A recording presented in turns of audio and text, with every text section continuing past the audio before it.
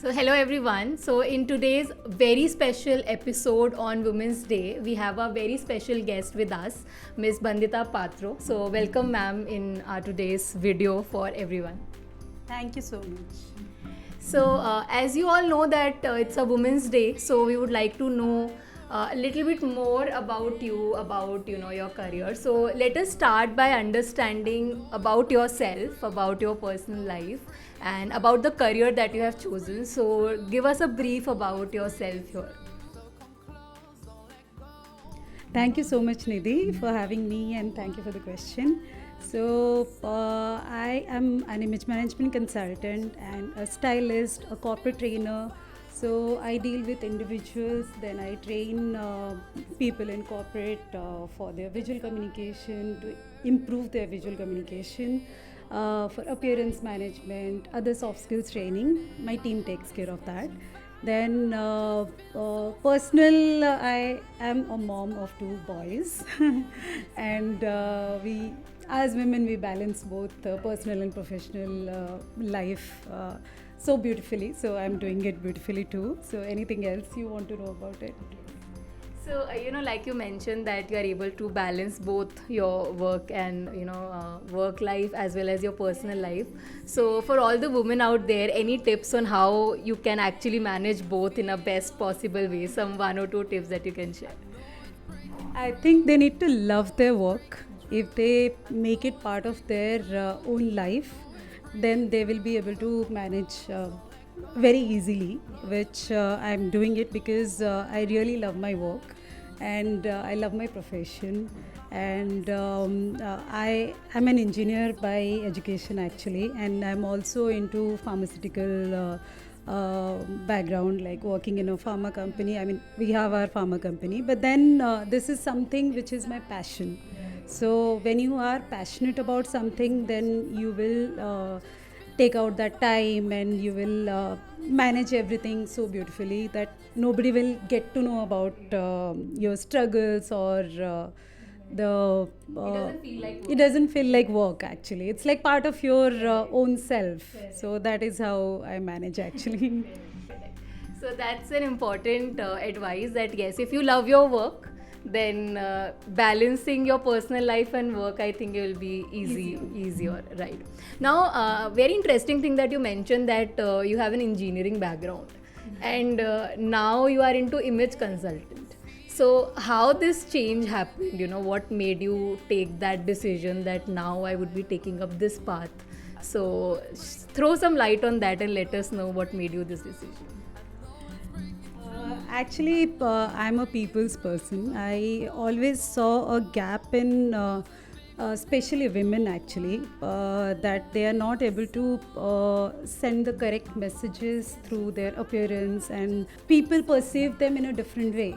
The way they are not perceived the same way. So, when I got to know about this course, image management course, I thought that this is me and this is something I would love to do because I also have a soft corner for fashion and styling.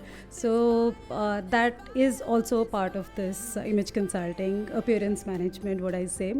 So I thought, why not to take this up and try this out? And I found this more interesting than all other career options. Yes. So that way it just started like 7 years back. So I did a course in India and I also did a course in USA, the advanced course on wardrobe management and image management. So it's going well so far. Any specific challenges that you face in this specifically, in this image industry, and when you're guiding women, then how they can present themselves or how they can dress up, or what is the difference that you find that once a person come to you and then how that person was or what was the personality trait, and after your guidance and everything, when the person transforms, what kind of a change you are able to bring about in a person and how it helps in their day-to-day life as well. So, like I said, they get to be perceived in the way they want to be. That is the main aspect. And challenges, I would not say challenges as in as a career. Obviously, every career has challenges, but the main challenge is people do not acknowledge their imperfections. So first they need to acknowledge that, then they need to accept that they have the imperfection inside them. Nobody is perfect in this world. So first they need to accept what they have, then they need to understand what they need to improve. So when they understand the things they need to improve, then only they can come to me and seek my help or my advice to improve that. So I think the first step is missing. People are not acknowledging themselves and not identifying their flaws. You can say, I don't say flaws, but maybe the limitations or the areas of improvement. So they need to identify those. Then they can easily go wherever they want to. So basically, self-awareness, can we put it across that way? So it's really important that we are self-aware about ourselves, and if we know that something is not right or can be improved more, so if you are aware about it, then definitely we can take steps in improving it. And I think there your role comes into picture, and then you guide them how to be, presenting yourself in a more better way. So that's great to know. And also on Women's Day, what is that one piece of advice that you would like to give to our audience who are watching you on this Women's Day, being a woman in image consultant, and also in this in the professional journey? Like nowadays, women are managing their work life and everything they are managing, and there are certain challenges that they go through, and you have also said that there are challenges, but if you love your work, you're doing it well.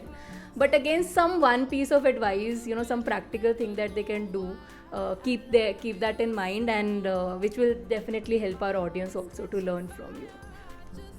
I think whether it's practical or not, I don't know. But the first thing and the most important thing I would say is self love.